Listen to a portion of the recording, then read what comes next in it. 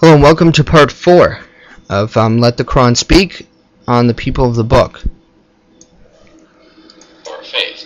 And so the friendship that we have can be genuine and natural, arising out of the real situations in which we live. Do you think this is in keeping with the message of the Quran? Yes, in fact in Surah 60, in verse number 8, the Quran specifically says, لَا يَنْهَاكُمُ اللَّهُ عَنِ الَّذِينَ لَمْ يُقَاتِلُوكُمْ فِي الدِّينِ وَلَمْ يُخْرِجُوكُمْ مِنْ دِيَارِكُمْ أَنْ تَبَرُّوهُمْ وَتُقْسِطُوا إِلَيْهِمْ. God does not prohibit you from being kind and just to those who did not fight you on account of your religion, fight against you on account of your religion, and did not drive you out of your homes. So you can see the contrast. The people with whom the Muslims were allowed to have some difference were the people who had actually combined with others to fight against the Muslims at the time. No, they only get this protection if they pay jizya with willing submission and humiliation. As Abu Hurairah said in you'll read this in the interpretation of 9 verse 29 of the Quran, to fight them until they feel themselves subdued, and then humiliate them so that life will be so terrible and horrible for them that they'll want to either convert or keep paying Muslims.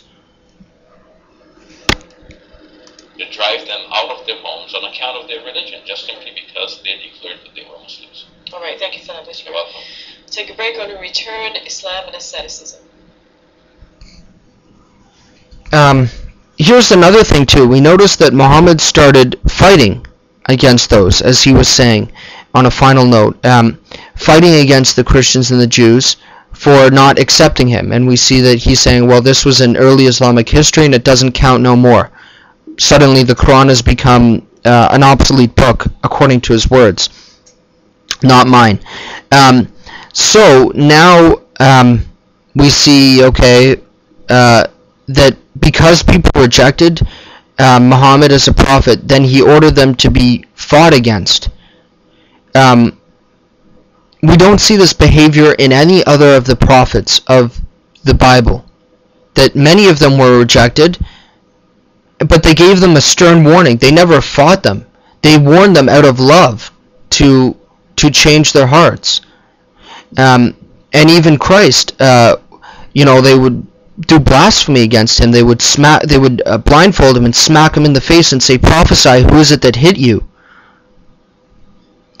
And he took it. He took our infirmities and our wounds and our weaknesses upon himself. This is what a loving God does. He took our wrong upon himself at the cross in love, and rather than retaliating in hate, he rose releasing peace, forgiveness, joy, happiness. He came to his own, and his own rejected him. The truth is, the world has not understood him. The world lives in darkness, and he is the great light of truth.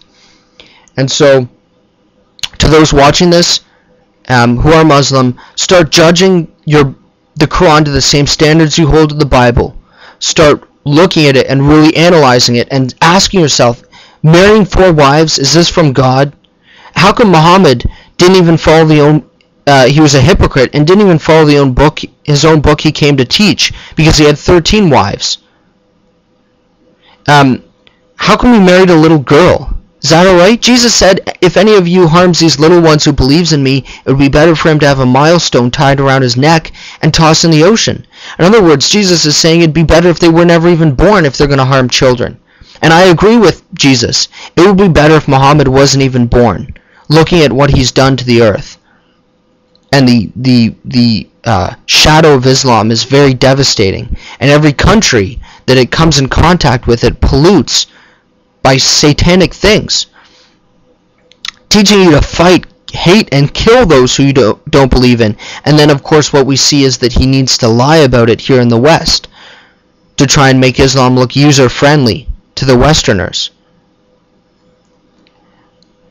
You take the same Christian here and you put him in the Middle East, and he's going to be just as loving.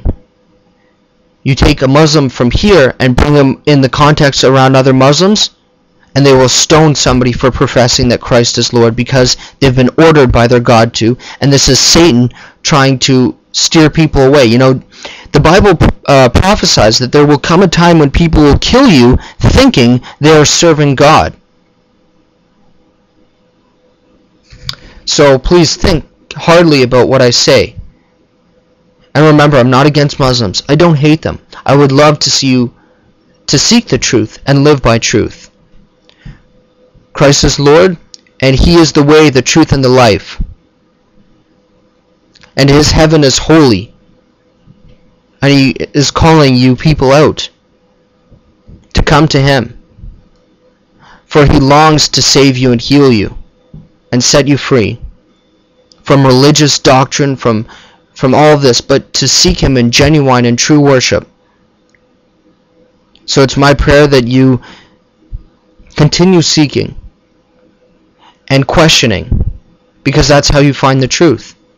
The Quran in 5:101 and 102 says not to question, because Muhammad was wrong and he had no truthful answers and he couldn't authenticate his message. This is why he tried to kill himself many times. After his uncle Waraqah died, he wanted to kill himself because he was the one that was giving him the Quran revelations. You need to start looking into these things. Don't just accept what people say, but question everything. Use your mind and your brain, and let truth guide you, not feelings.